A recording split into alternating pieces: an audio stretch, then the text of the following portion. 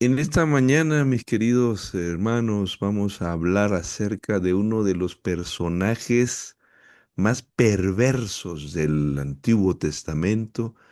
Quizás es el peor de los reyes de Judá y una de las figuras más luciferinas de las Escrituras, nada más y nada menos que el terrible Manasés, pero que nos enseña una de las lecciones más impactantes en relación con la misericordia de Dios y con la oración, la naturaleza de la oración. Si alguno de ustedes tiene alguna duda sobre el liderazgo de la iglesia, sobre alguien está lastimado por alguna injusticia que ha pasado con algún pastor o algún líder de la iglesia, yo le voy a dar una recomendación. Lea sobre los reyes de Israel. La historia de los reyes de Israel nos da una tremenda teología y una enorme lecciones sobre cómo Dios gestiona el liderazgo de la iglesia. Luego se ven ahí algunas personas que se quejan y critican a los líderes de la iglesia, entre ellos a todos nos toca. Pero cuando vemos la historia de los reyes de Israel, creo que hay bastante que pensar al respecto.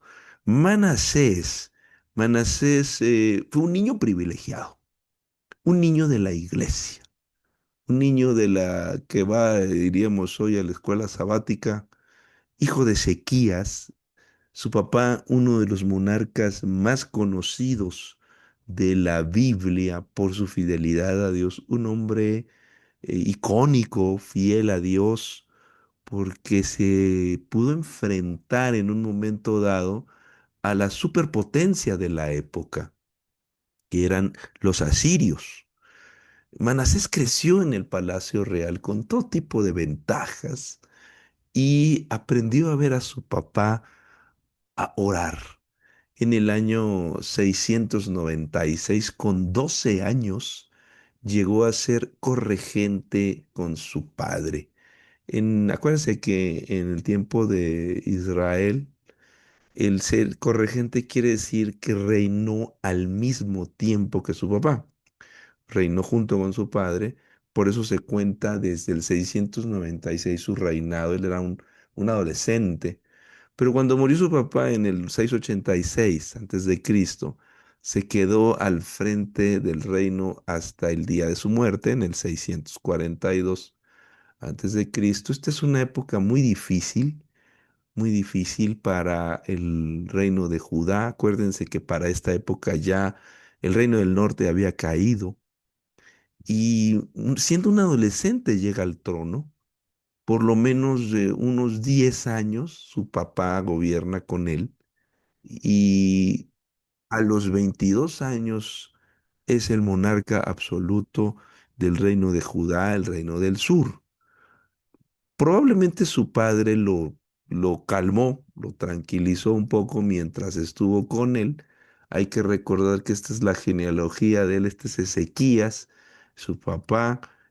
Manasés se va a casar con Mesulemet y van a tener dos hijos que también van a ser reyes, que es este Amón y el otro que va a ser Josías. Los dos van a ser reyes, mucho menos que él, pero dice la palabra de Dios que la descripción, pues es alucinante de él, es terrible.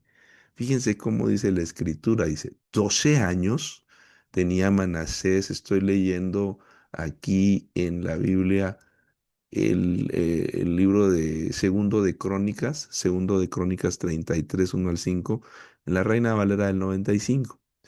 Dice, 12 años tenía Manasés cuando comenzó a reinar.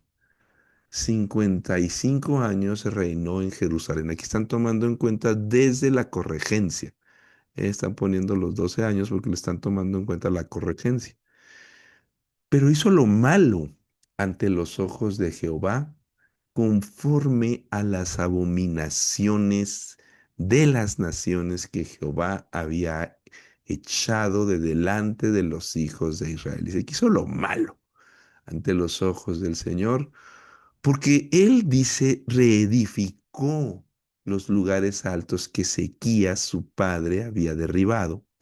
Levantó altares a los Baales, hizo imágenes de acera y adoró a todo el ejército de los cielos y les rindió culto. Edificó también altares en la casa de Jehová, en la cual había dicho Jehová, en Jerusalén estará mi nombre perpetuamente. Edificó asimismo altares a todo el ejército de los cielos en los dos atrios de la casa de Jehová. Este muchacho fue terrible, terrible, de 22 años. Una vez que su papá se murió, este chico literalmente se desbordó en maldad. Porque una vez que tuvo poder, dice, inmediatamente reedificó lugares altos, son sitios de adoración a Baal. Baal eran una serie de dioses, se le llamaba a varios dioses en Canaán, no era un solo dios, eran un montón de dioses que ellos le rendían culto a todos, figuras de Baal hay muchas en la antigüedad, pero pues son formas de idolatría. Y luego dice la Biblia que no nada más eh, restauró los lugares de adoración a Baal, incluso levantó altares a los Baales, hizo imágenes de acera y adoró a todo el ejército de los cielos y le rindió culto. También imágenes de acera a todo el ejército de los cielos, es decir, las estrellas, un brujo, para acabar pronto. Un brujo, y edificó también altares en la casa del Señor, dentro del santuario, dentro de la casa del Señor, puso altares paganos, dicen los dos atrios. Qué cosa, ¿eh? Cosa. Y luego sigue diciendo el texto bíblico en segundo de Crónicas 33 6 y 7. Aquí no ha parado la cosa. Dice, pasó sus hijos por fuego en el valle del hijo de Hinón. Esto es afuerita de Jerusalén. Había un valle donde quemaban basura. Y ahí también empezaron a celebrar cultos a los dioses paganos, específicamente a Moloc, que le celebraban cultos dedicando a los niños, que es pasando por fuego, los sacrificaban ahí a los niños. Y dice que él pasó a sus hijos por fuego, sacrificó a sus hijos a los dioses paganos y observaba los tiempos, confiaba en los agüeros. En otras palabras, practicaba el horóscopo, la adivinación, era dado a las adivinaciones y consultaba divinos y encantadores. Este hombre se volvió un brujo, un amante del el espiritismo y de la brujería, y luego dice, se excedió. Miren nada más. No me parece a mí, no estoy seguro, pero es muy probable que esta frase, se excedió en hacer lo malo, sea el único rey de Judá e Israel en donde se usa esta frase, se excedió en hacer lo malo. Los demás dice, hizo lo malo ante los ojos del Señor. Pero aquí en la Reina Valera del 95 dice, se excedió en hacer lo malo ante los ojos del Señor hasta encender su vida. Este tipo se pasó de la raya, como dicen en algunos lugares, se pasó tres pueblos, como quieran decir ustedes.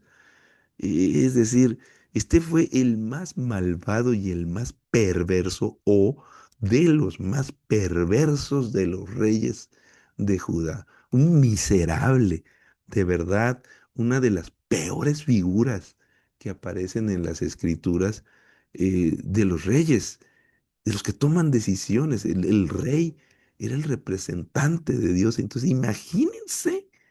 imagínense el daño que le hizo a Judá, a Jerusalén, al santuario. Y luego dice, además de esto, puso una imagen fundida. Esta palabra imagen fundida en hebreo es aserá, es decir, puso una imagen de acera en la casa de Dios ahí, pum, la plantó. Y nadie le dice nada, ¿eh? Nadie le decía nada. En este punto, yo hago la siguiente reflexión.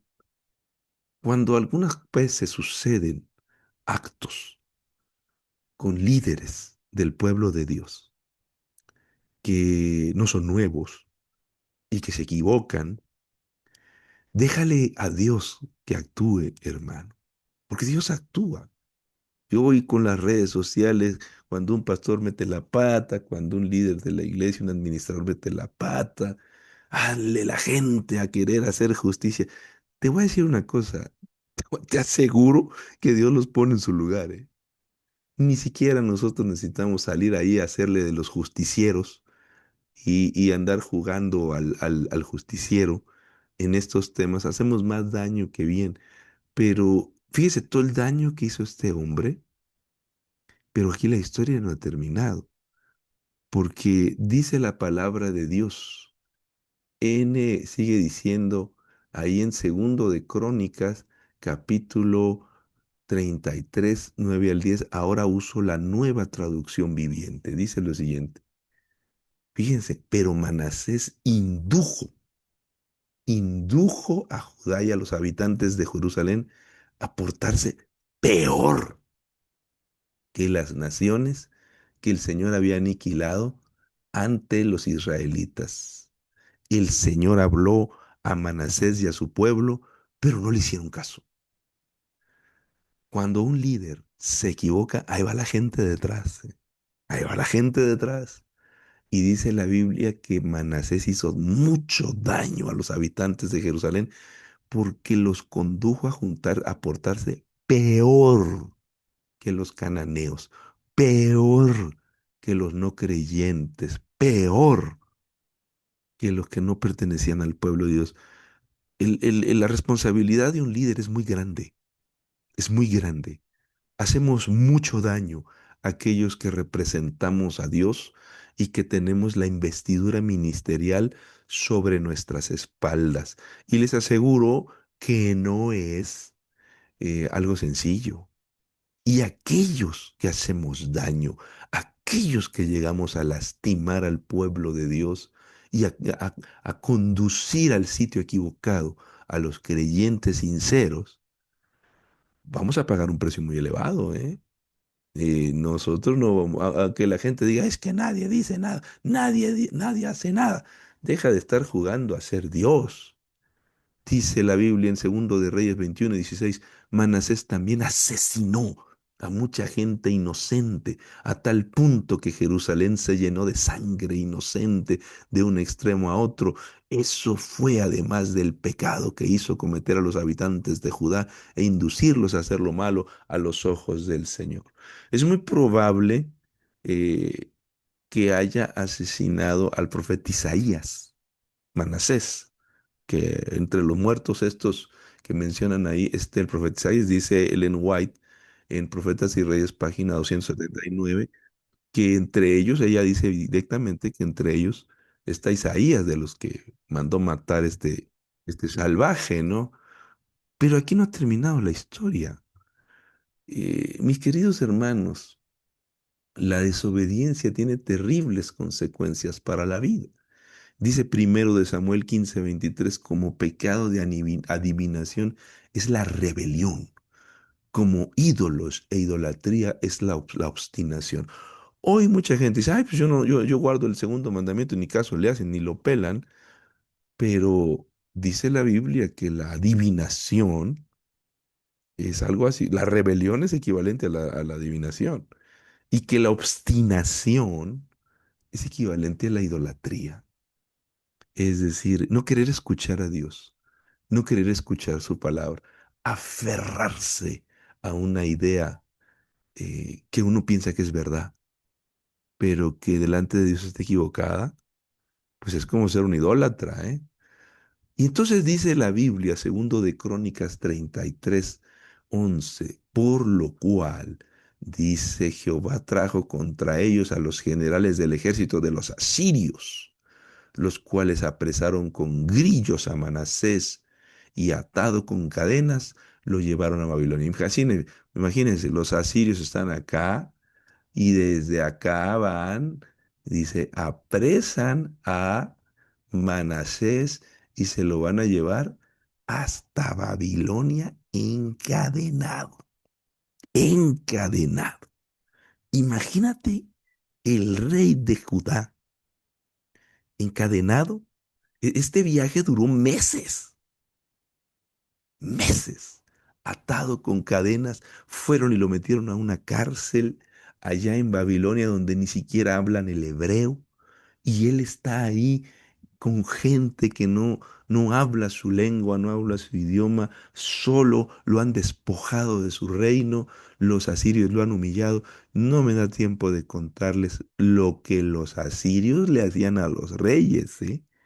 Uf, está, es un muchacho, apenas ha pasado, no tiene ni 30 años y dice la Biblia, acá está en Babilonia, en un calabozo, preso, lejísimos de su tierra.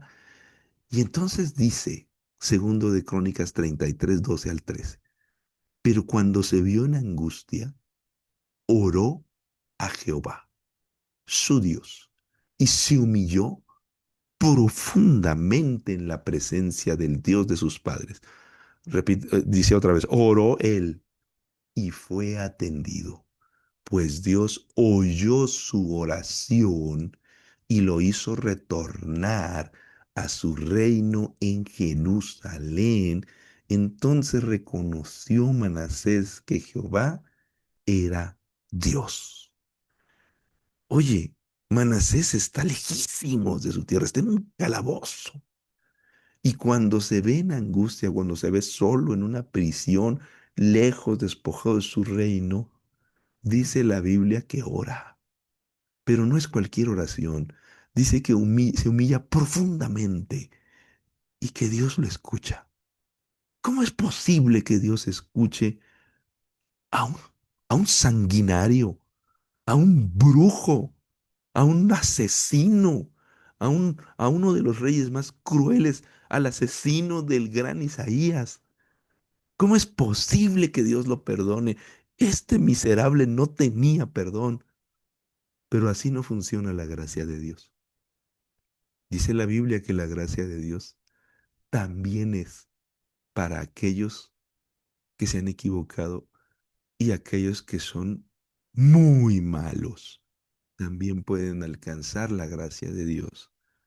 Y encima de eso, dice la palabra de Dios que lo hace regresar de Babilonia, lo hace regresar de Babilonia y regresa a Jerusalén a su trono. Le regresa a su trono. Es como si te hubieran echado del trabajo, te hubieran humillado y al rato te llaman del trabajo y te dicen, oye, aquí está tu trabajo, vente, vamos a pagar lo que no te hemos dado y vente, preséntate a trabajar. ¿Cómo? O sea, después de estar humillado y en la cárcel, Manasés vuelve. ¿Por qué vuelve? Por la gracia de Dios. Dice Ellen White en Camino a Cristo, página 21, el arrepentimiento comprende tristeza por el pecado y abandono del mismo. No renunciamos al pecado a menos que veamos su pecaminosidad. Mientras no lo repudiemos de corazón, no habrá cambio real en nuestra vida. Dice la Biblia que lo liberan. Manasés es liberado, regresa, regresa a su trono. Milagrosamente, providencialmente, no había otra persona en el trono de Judá y ahora regresa como rey, cambia y empieza a eliminar la idolatría. Fíjese cómo dice segundo de Crónicas 33 15 al 16. Asimismo quitó los dioses extranjeros, el ídolo de la casa de Jehová, todos los altares que había edificado en el monte de la casa de Jehová y en Jerusalén, y los echó fuera de la ciudad. Reparó el altar de Jehová y sacrificó sobre él los sacrificios de ofrendas de paz y de alabanza. Y ordenó a Judá que sirvieran a Jehová, Dios de Israel. Ordenó que sirvieran a Dios. Queridos hermanos, Un hombre que fue un malvado, un día se arrepintió y decidió, le pidió a Dios que lo ayudara. No lo merecía, sus pecados eran demasiado grandes, pero la gracia de Dios alcanza también a esas personas. Hoy esta mañana yo les recuerdo 5 lecciones.